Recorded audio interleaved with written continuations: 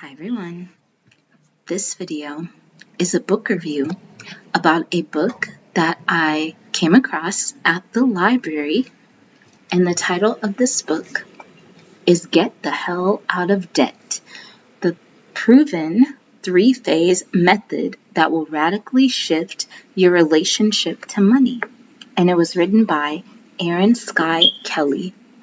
Now I came across this book. I was looking for more books on building your budget, on increasing your financial literacy, and for getting out of debt.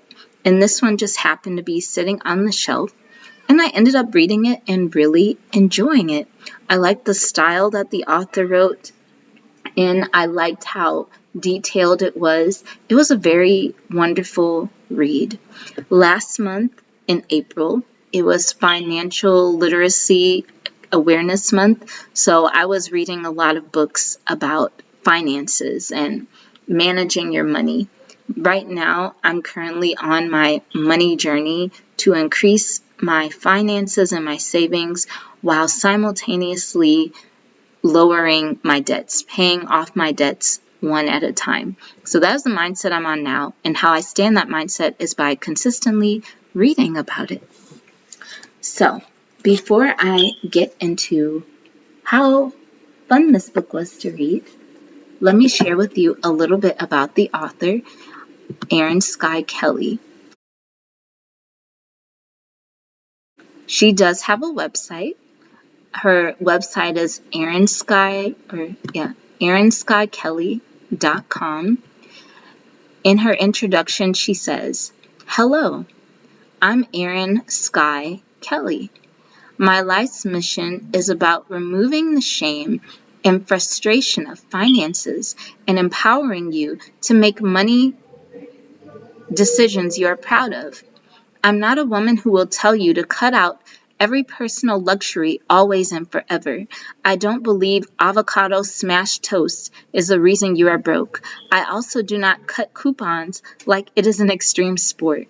As far as I can tell, we've got one shot at this life, and frankly, I do want you to actually live it, but I don't want you to spend the next 20 years of your life paying for decisions you made 10 years ago. Years ago, I owned a mortgage brokerage, and I met many financial professionals, realtors, financial planners, insurance experts, bankers, accountants, even other mortgage brokers who are struggling with debt. The very experts we are taught to turn to for financial advice were living paycheck to paycheck and consolidating their own consumer debt so they could survive.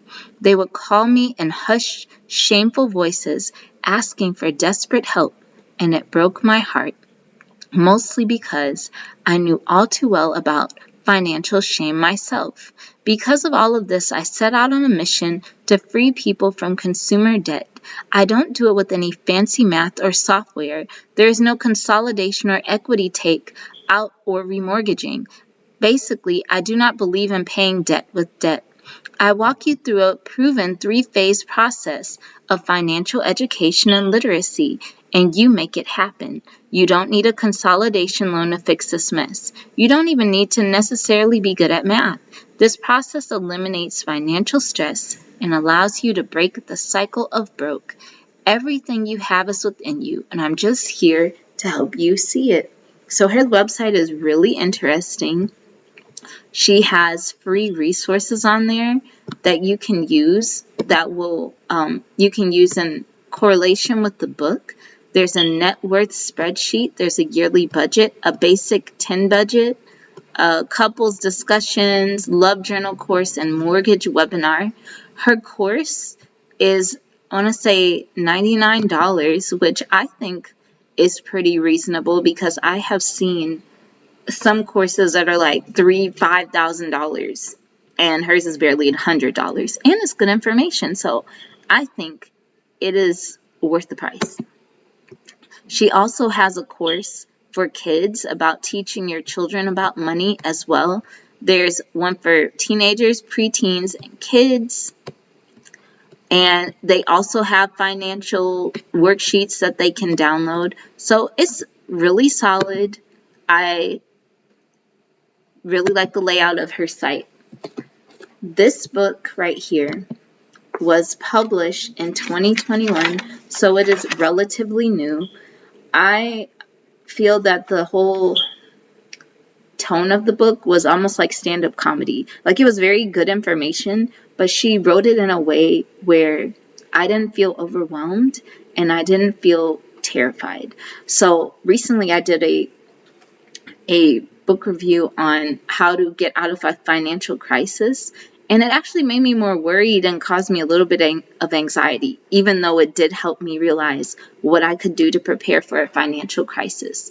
This is the same gist, but she makes it so lighthearted, I forget to be terrified of my financial situation. So, let's start off with let's start off with the author's note. She talks about, it was something about her career, which I really related to. She was, okay. She said, years ago, before the Me Too movement, I landed a job I wanted so badly. I was the co-host of a talk radio program and had big visions for that show, what we would accomplish, who we could interview, and how we could impact the airways for the better. But the problem was not everyone on the team shared this vision. I worked with this man. I was going to say gentleman, but that is not an adequate description. He was a 30-something petulant toddler at his best, and a megalomaniac certifiable narcissist the rest of the time, and he felt impossible to work with. Less than a year before this job, I had won an award for my writing on creating a compelling corporate culture, so it wasn't like I didn't have the skills to work with difficult people.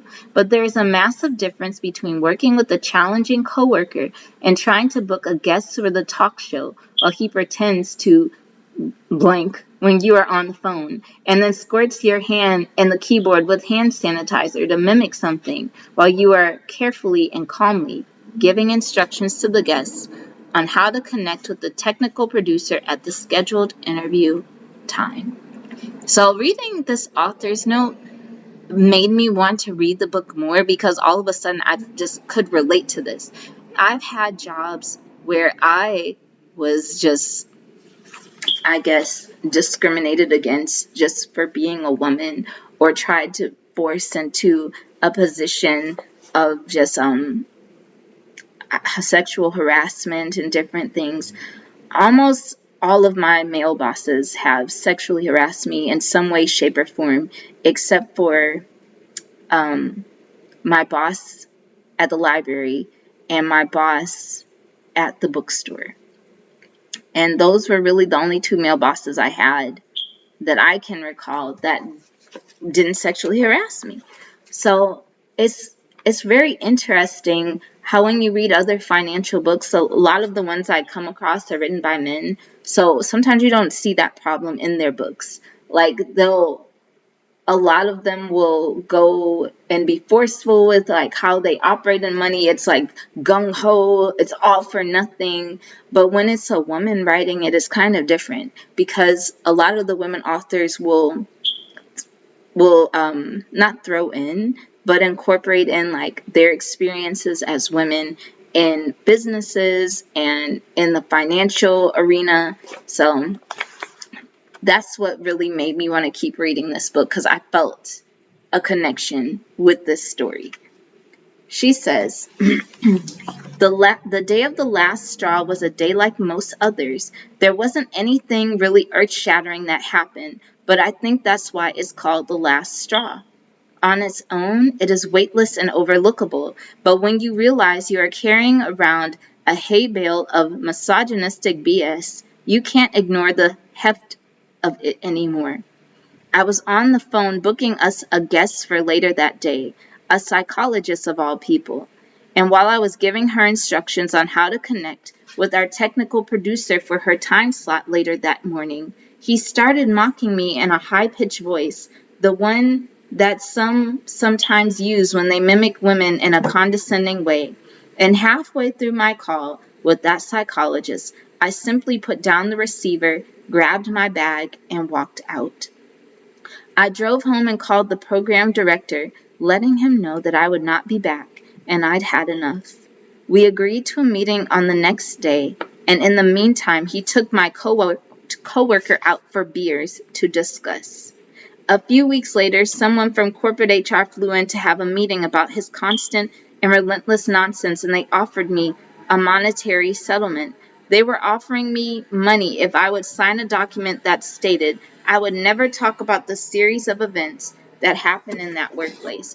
I mean, I'm sure I could go on here and do some name dropping, but I'm not. I mean, all the harassment I've had, I have documentation of it. I have one ex-boss that kind of harassed me, and he has a whole, actually both of them have YouTubes for real, but one has a really big YouTube. And I could just go on there and do that. But is it really worth it though? It really wasn't worth it. I mean, at a certain point, you get so tired that the money doesn't even matter anymore. Some people will stay trapped in a job because they can't afford to leave. They don't have that FU money as of yet. Here's the deal, friend. I never asked them for a cent. I wasn't looking for money. I was looking to protect my own mental health and get the hell out of that workplace. But the minute they offered money to gag me, I was furious. When I walked away and said, "No, thank you, my freedom is more important," the HR fellow said, "Miss Kelly, do not do anything to disparage the company." I had to gently remind him that it was not me who disparaged the company. It was my coworker. Oh, and spoiler alert, that coworker kept his job for another 2 years. I had a coworker like that. And I went to everybody above him to try to get rid of him because he would stalk me, he would threaten me, he would curse me out, he would follow me in rooms. So how that all ended after I used all of my resources, I just ended up slapping him. I just slapped him across the face. And what's scary is I didn't even know I slapped him. I didn't know. I just felt my hand throbbing, and that's how I realized what happened. As you'll learn in the chapters of this book, I am not a prude and I can take a joke. However, know the difference between accidentally crossing the line and being someone who takes sick delight in manipulating, controlling, shocking, and gaslighting others. But let me tell you why this story matters. Leaving suddenly and losing that income hurt significantly, but if this had happened to me when I was in the thick of my financial struggles, I would not have had the ability to walk away from that nightmare job. I would have been too worried about how I was going to pay for housing for my kids' medical needs. I would have to had to endure 2 more years of listening to that windbag drone on while cutting off listeners who called in and turning off my microphone if I tried to interject. And if I would have taken that hush money, I would have had to wrestle with my own integrity by staying silent. I realized I was free when I could walk out and not fear the financial repercussions. For a moment, I considered suing them and donating my proceeds, but then I realized that by taking care of myself, I had already won. I went through that same type of phase. The first one, I actually did walk away, but I walked away in the end during my ex-boss's messy divorce. And luckily, a lot of the pressure wasn't on me. It was actually on his mistress who became his next wife. So luckily, I had moved, and I moved out of state. That was around the time I moved to Hawaii. But just imagine if I was here and I was trapped. I didn't have the money to leave. Fortunately, at that time, I still didn't really have the money to leave, but I had the opportunity to leave. But there are some people who are in jobs being harassed, being belittled, being threatened, being stalked by their coworkers and all sorts of things, and they can't leave because they don't have another job lined up or they don't have the income saved up enough to get out of that situation. And it's very sad.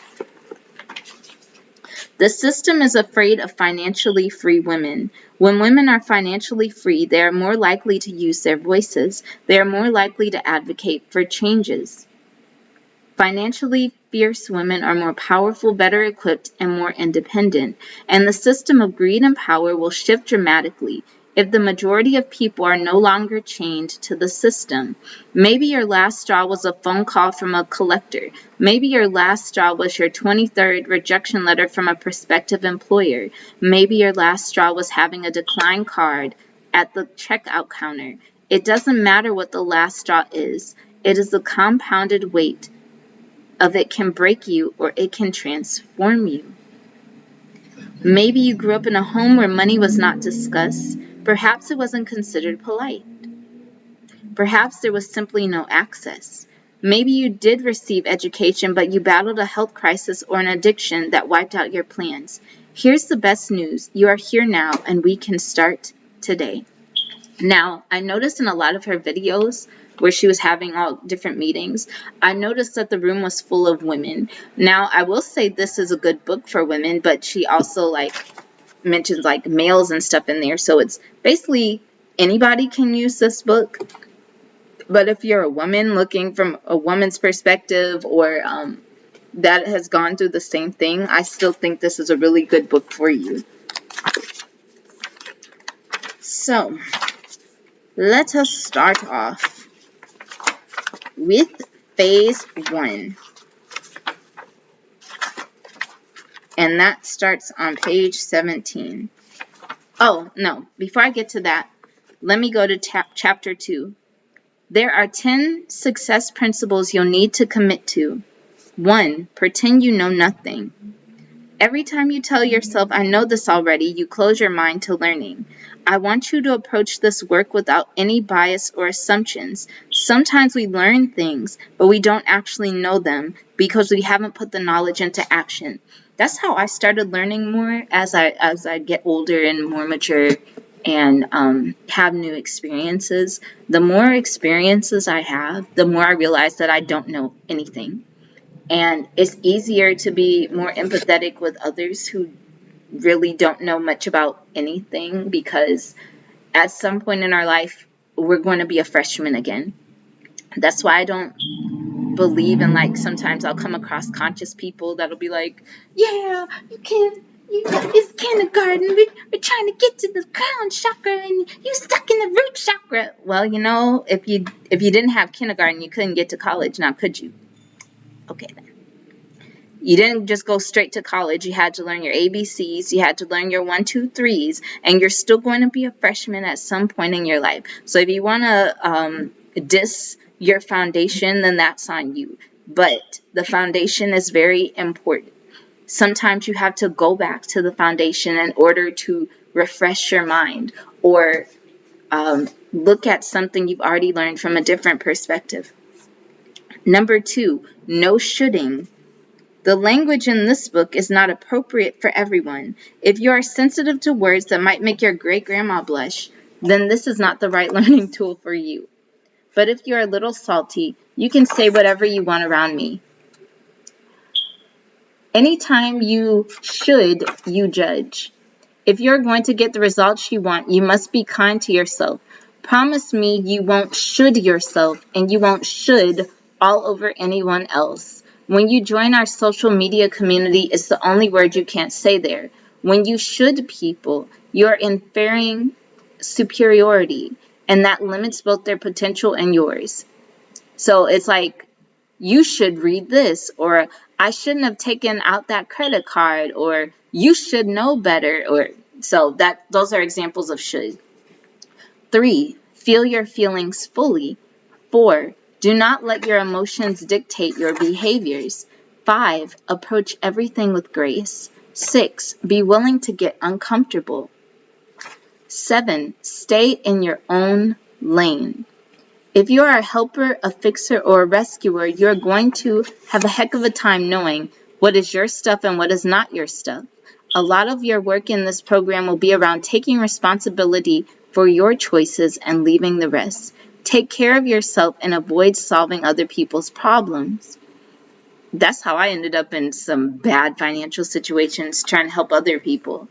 And that happened with just basically housing people for free. I'll never do that again. I will never do that again because it really did mess up my finances and my mental health. 8, what you resist persists. 9, show up. 10, maintain an impeccable standard of self-care. This term self-care has somehow come to mean what we deserve to spoil ourselves. Civil rights activist, writer, and feminist Audre Lorde said, caring for myself is not self-indulgence, it is self-preservation, and that is an act of political warfare. Lorde's idea of self-care came about as a survival strategy for humans who have been marginalized and therefore have an extraordinary and unfathomable amount of stress. Sometimes we've taken the term self-care and made it to mean treat yourself, yet again undermining and diminishing the very real challenges, particularly financially, that many face because of the historical uneven distribution of power. So yeah, I think that one is one of the most important, because if you don't take care of yourself, everything will fall apart. If you don't take care of yourself, you won't be able to think clearly. You'll get frustrated. You'll start acting on emotions. You won't have the physical energy to do anything. You'll just fall back into your old habits, and we don't want that. So let us move to the phases. Hold on. What I also like about this book is she breaks down basic financial concepts that I really didn't understand, and she breaks it down in a very simple manner. She doesn't come across or speak in the financial jargon that would confuse somebody. Like if it's a Roth IRA, they'll be like, and then you put such and such a thing. That's how it sounds to me. That's how it sounds. But she uses simple examples to truly explain what is going on. And she really knows the type of people that are reading this. That's why I love this book. Other authors sometimes will talk over your head, or they will not be keeping up with the times. They'll still be living in the past as if the financial world has not changed. So, phase 1, the 2 tools, starts on page 17. Tool number 1. The only 2 tools you need to master to get the hell out of debt and build wealth. Tool number 1, your net worth. The first tool you need is a way to consistently calculate your personal net worth. This has nothing to do with your actual worth. I say that because there was a very dark period of time when my debt was so overwhelming that I could barely breathe. I realized mathematically that I was worth more dead than alive. That sat with me in the worst way for a very long time. And I had that experience recently, not just with myself, but I was thinking about my father and how he basically died in debt and he had nothing. He had nothing to pass down. He essentially had nothing to his name. And that was a very eye-opening thought, that debt reduced the quality of his life. It actually shortened the years of his life. And that's when I realized how evil debt can be, and how when you get out of it, you're actually saving your own life and you're saving the lives of the generations that come after you. While the collectors were calling and while I was trying to figure out how to put food on the table, I carried a deep secretive shame that made it very difficult to function. I felt like a grade A loser. If you know how we grade our eggs in Canada, you know that this is the highest form of loser you could be.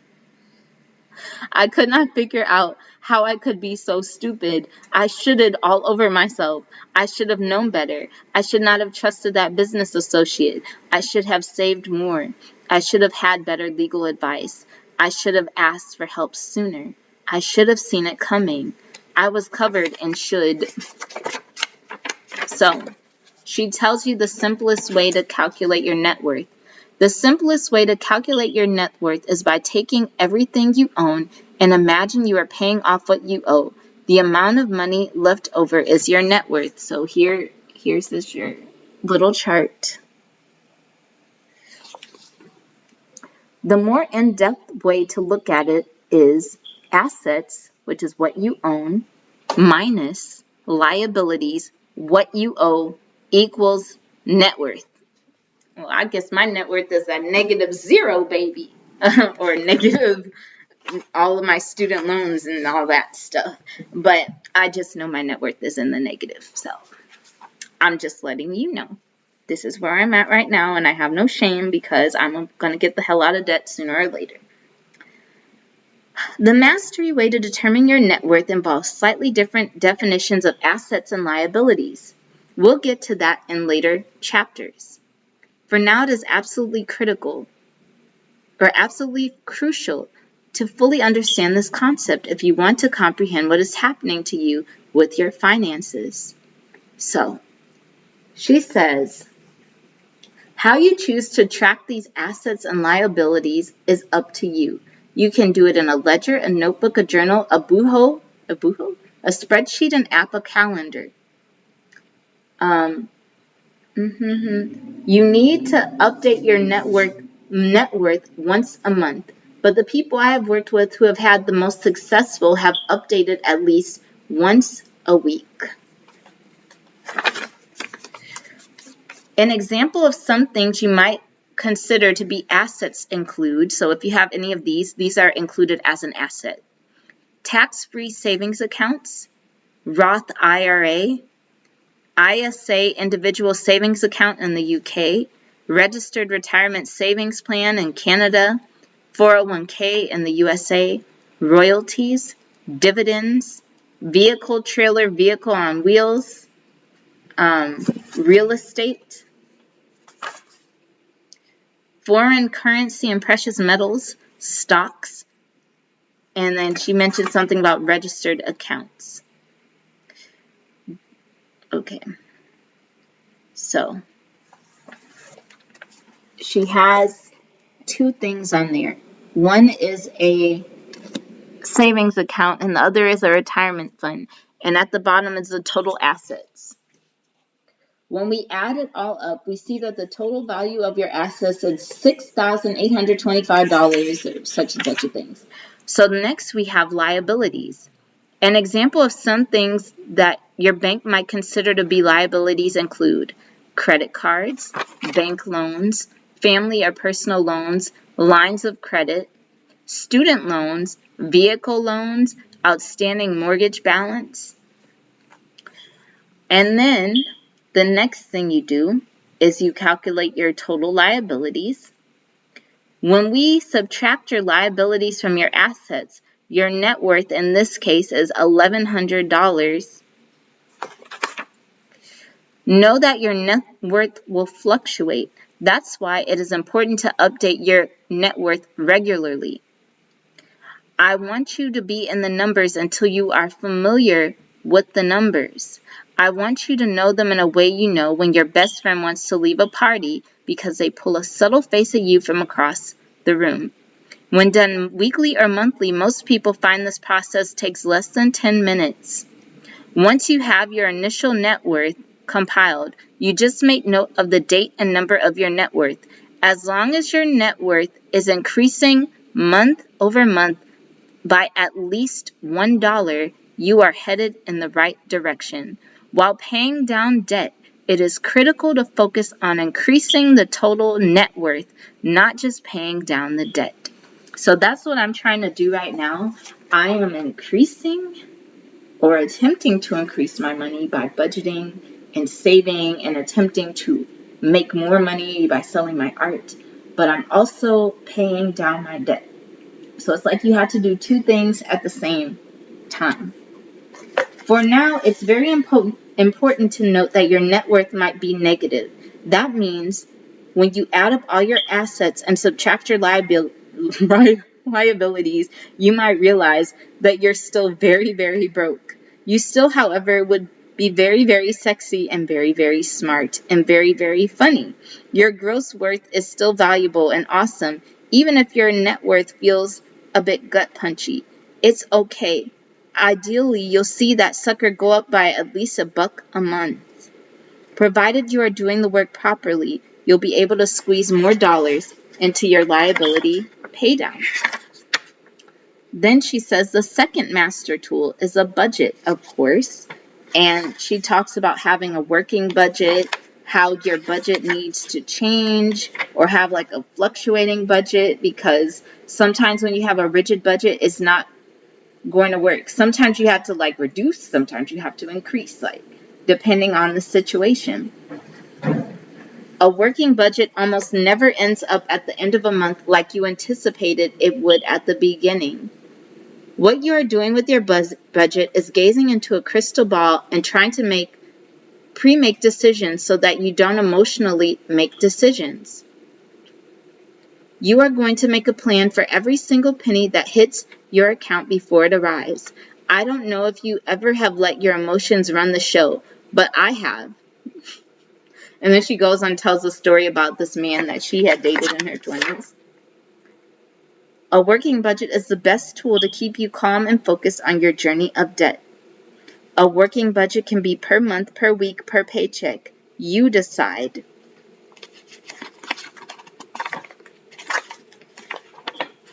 A working budget needs to be adjusted through the month to account for the difference between what you anticipated and what actually happened.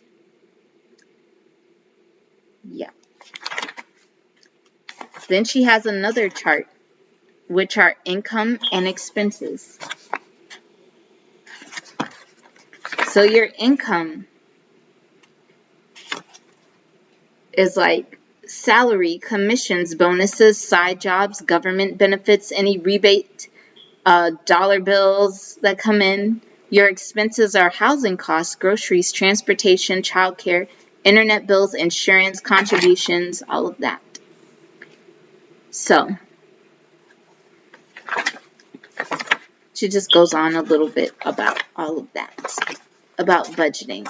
So let us go to another chapter, so this video won't be too long. She also talks about, hold up.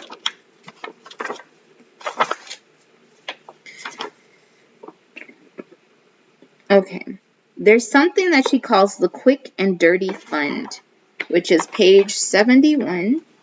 And she mentions this throughout the book after she brings this up. This is after something called the Safe Zone account is opened. Once the Safe Zone account is open, your next task is to start filling it with the equivalent of one paycheck. So what is the Safe Zone? I probably skipped. Safe Zone account.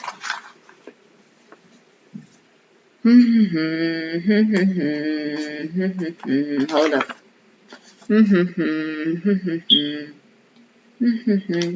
I want you to put the money in a no-fee bank account.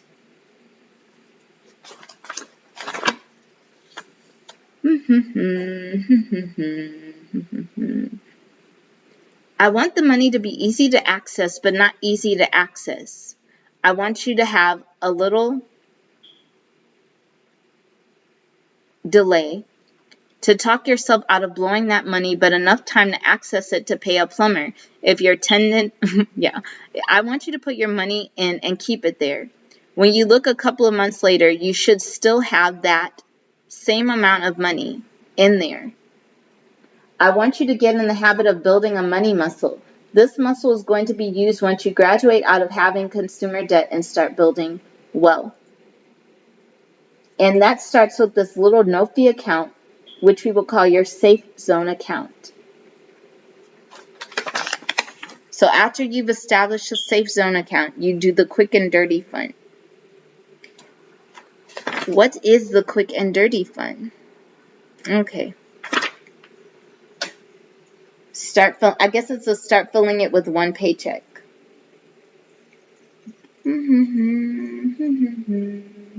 This does not mean your next paycheck if you're lucky enough to have one and put it in there. That would leave you no money for monthly expenses. This is going to require you to access your personal resourcefulness, a way to accumulate the equivalent of one paycheck. So far I already have a quick and dirty fund, but it's not in a quick and dirty fund. It's actually in my wealth fund. I do have over maybe $400 extra over the equivalent of one paycheck. I actually have 2 paychecks, the equivalent of 2 paychecks saved already.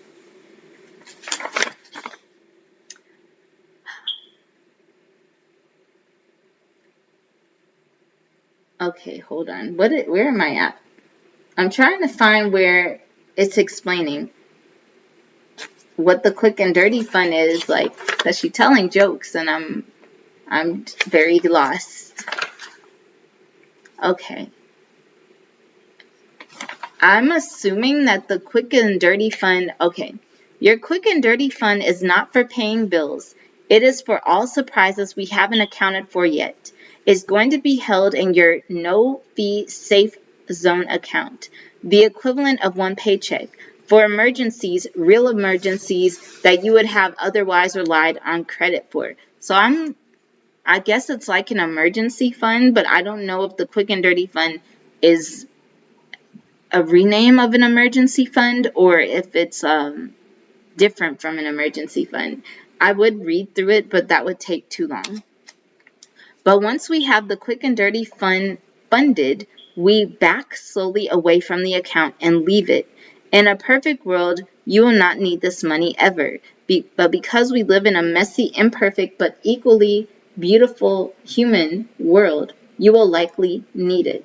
Once you're out of debt, we will load this account up with more moolah and do some amazing things with it. I would not track my quick and dirty fund. Not in the beginning. If I have $1,600 in there and then I need some of it to fix my car, the number will fluctuate too rapidly. So I have something kind of like this that I'm trying to grow, and it's called my buffer. And my buffer fund is basically like if my account goes in the negative, it's just some money I can put into the account. But I'm getting better at keeping my account out of the negative. Because sometimes I'll have these automatic withdrawals or people coming in and be like, let's take all her money. Why? Why? I am so close. I am this close to being this close to being ahead of my bills.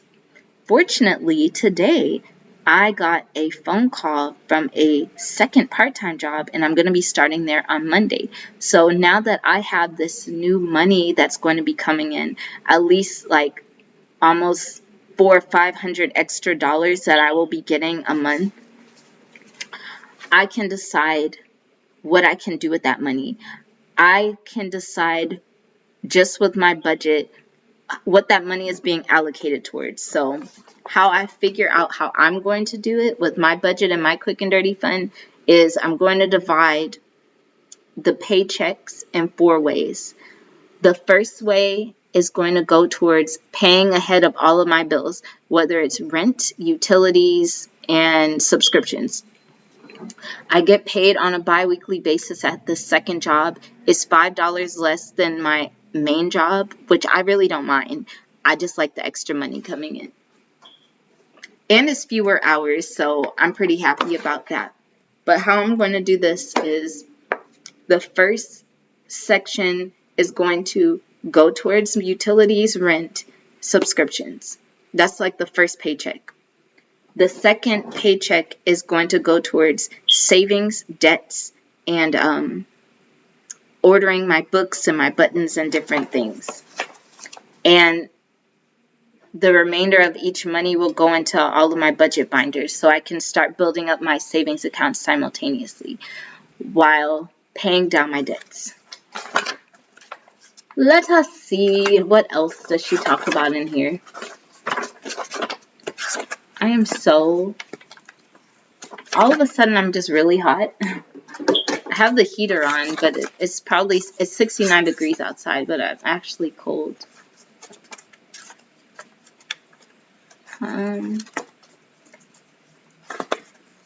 let's focus on a final chapter.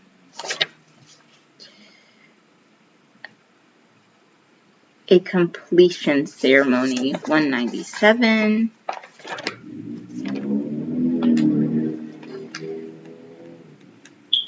At some point, you are going to pay off your first debt.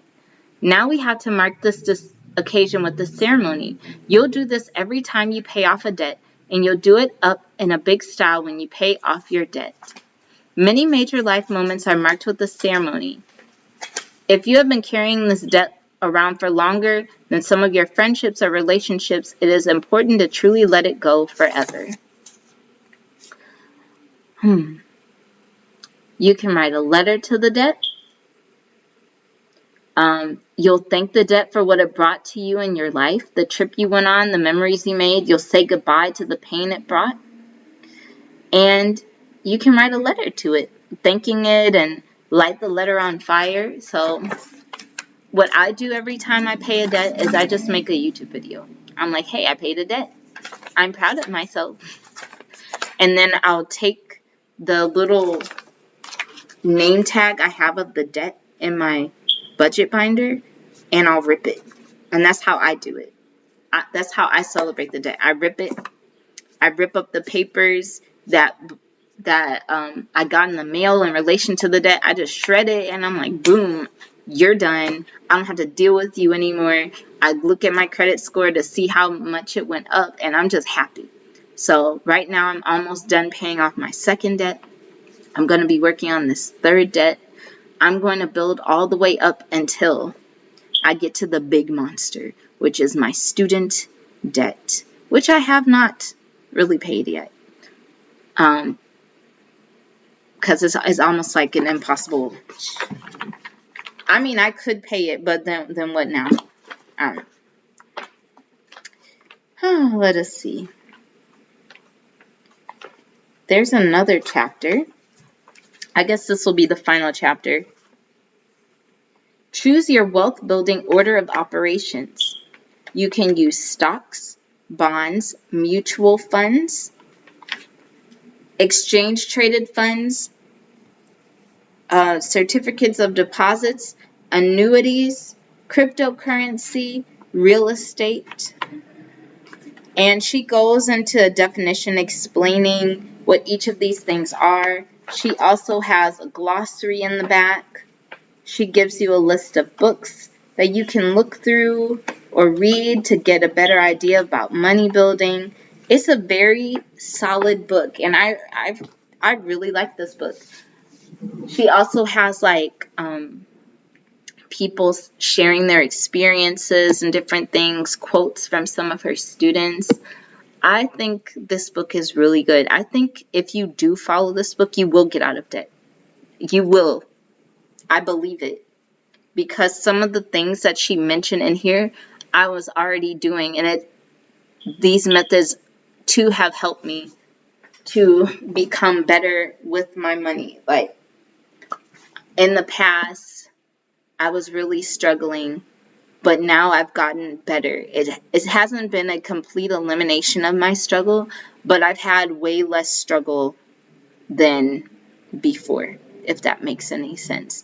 My rent is paid. My electric and gas are almost paid. It just keeps going up because I get cold and I get scared and I always leave the lights on. So it's giving me, as I work on paying down my debts and increasing my wealth, it's caused me to be more mindful of what my spending is, more aware of how disciplined I can be. It's actually made me not want certain things anymore, like some things that I would splurge by on. I don't even have a desire to buy those things anymore, for real. I only want to spend money on something that will make me more money or something that will benefit my life in some way, shape, or form. That'll either give me the skill sets that I need to create more money or a better standard of living, or that will accelerate my success as an artist, a writer, and other things. and also to help myself, prevent myself from being in poverty, from preventing my future children from being in poverty, and to teach them the skills that they would need to be financially savvy in the future, whatever that future may bring. So I highly recommend this book. I think you should go to her website and probably join or use her free resources. I would buy her book, and if you can't, like, have the library order it, because it's very helpful. She really breaks it down, and you won't feel afraid. She's not judging you. It's a no judgment zone.